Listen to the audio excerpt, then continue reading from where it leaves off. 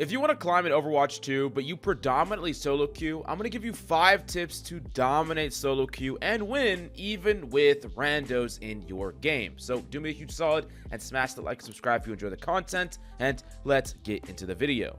Now, the first thing that you need to understand about stacking at all, whether it's duo or more, the more people you stack with, you're going to increase the odds of being stacked against higher MMRs or going up against bigger stacks. This means if you're a duo or a trio or whatever the case may be, you're more likely to go up against slightly higher MMRs and stacks. And while this is typically worth the exchange, because coordinating with people, making sure that your picks line up and trying to execute some type of strategy is going to more than make up for the fact that you have to go up against slightly more stacks and slightly higher MMR. It's not always going to be a benefit when players just stack together and don't do any of that, which most don't. And this leads me to the first thing that you need to understand about solo queuing is that it's going to favor more adaptable players over players that are very set on the heroes that they play.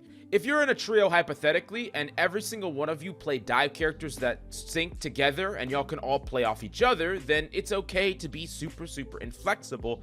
But especially if you're in the randomness of ranked and randomness of solo queue, if you're someone that can play that hit scan when you need it to counter a fly character, or you're someone that can play the dive character that will go in with your dive tank, being flexible in these ways can allow you to win percentage points, because otherwise you would just have a huge gaping hole in your composition or a disconnect that you're not going to be able to fill. And this is why if you are a diehard solo queue player, I think you're going to want to be a bit more flexible than if you're someone that consistently duos or trios. Now, personally, climbing in Overwatch 2, I have only solo queued, except for a couple of games here and there, and I never really have climbed when I have been duoing at all. So solo queue is definitely my bread and butter, and the one thing that I think gives me a competitive edge when I solo queue is communication.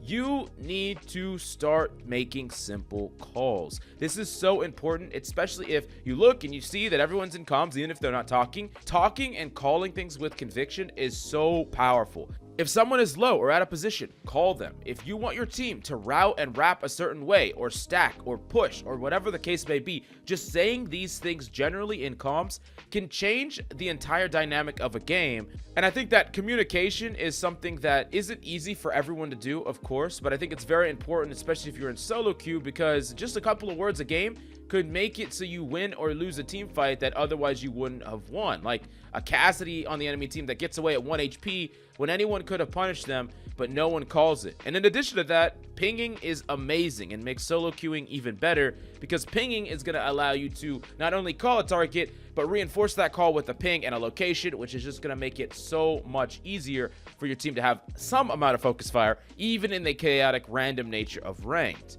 Now, another thing that I need you to do is I need you to focus more on enemy mistakes over set team plays, assuming you have no communication on your team. Now, if you have a team that's like, okay, let's do this, we're going to dive this 3, 2, 1, like this. For whatever reason, they're super communicative, which you might get a game like this, like 1 in 20, 1 in 30, then yeah, you can go for your team plays. But overall, as an individual, you should be looking for positional and play-making mistakes by the enemy. Whether that is they're pushing too aggressive and you can call, focus them, or put value into them, or whether there is some player on the enemy team that is an overall weak player that you can exploit and you can not respect and get value against. These are the things that are going to be the difference a lot of the time when you're grinding through solo, as opposed to trying to set up like a coordinated strategy with players that are all on different pages. This happens all the time where a tracer player will try to go dive like the enemy backline, they get a lot of peel, their team is off doing something completely different, and you're left frustrated because you're baiting a lot of teams' attention, and your teammates are left frustrated because they might be getting people weak and you're not there to follow up. No one's on the right page. So in order to correct this, I would say 1, focus on those enemy mistakes. Like I said, look for those positional mistakes where enemies are isolating themselves, and a window where you alone can take advantage of it. Not a window that requires a ton of team intervention, but you alone can place yourself in there to have an impact. And also look at your team and try to play around them. Use your teammates to enable your plays. And this leads me directly to my 4th tip. This is just really important, not just for solo queue, but grinding ranked in general.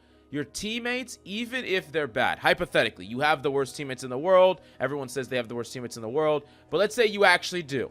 Your teammates' pressure, their presence, their abilities, their occasional damage, even if they're missing, even if they're not doing that much, that presence is going to enable your plays. All I'm saying is that you try to time all of your plays and engagements and whatever you're doing on any role. It doesn't matter. You are delaying a lot of your engagements so that they line up with your teammates' pressure and aggression. So if you're a DPS player, you're not going for a play until your tank is showing presence, taking attention, and even if he's feeding, the enemies have to focus him and you have a window of opportunity. If you're a support and you're looking to make a utility-based play, we're not going to go and throw a crazy nade that antis 3 people on the enemy team across the map when our team aren't even ready to push in.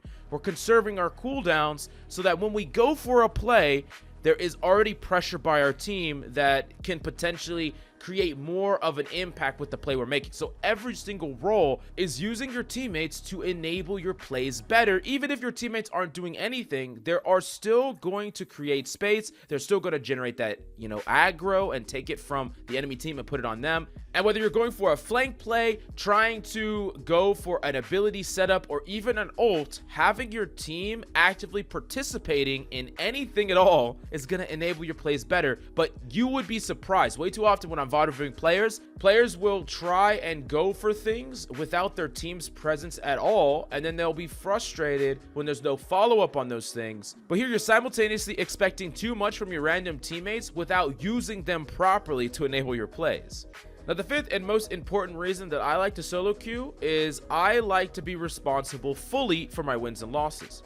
Not only from like an imposter syndrome type of feel where I don't want to feel like I'm boosted ever, or that someone else that I'm playing with is the reason for the vast majority of my wins. I like to feel like I'm either an equal contributor or more so. But I think even more importantly than that is that when I am solo queuing, at the end of the day, I don't really care that much about how my randoms feel about my play. If I want to go for a play that I think is maybe a bit optimistic, or a play that I think I need to perform incredibly tight in order to make it work, I'll go for these plays. But if I'm playing with a duo that I really know that they care about their rank, they really want to climb, I'm almost disencouraged to try to go for these riskier plays because I don't want to be a thrower, even if that's not my intention. It's just that I'm automatically trying to be more passive.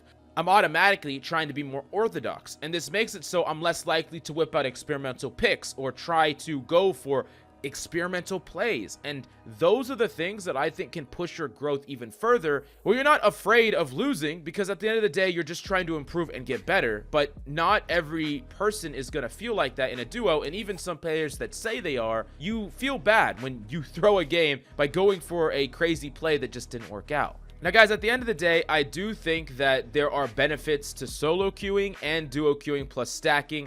But I hope that this has helped you solo queue if you're someone that likes to do that or don't have a duo partner. But if you want to find a duo partner, check out the Discord in the links down below. You can definitely find a duo partner there. And thank you for coming by. Smash that like, subscribe, and I'll see you next time.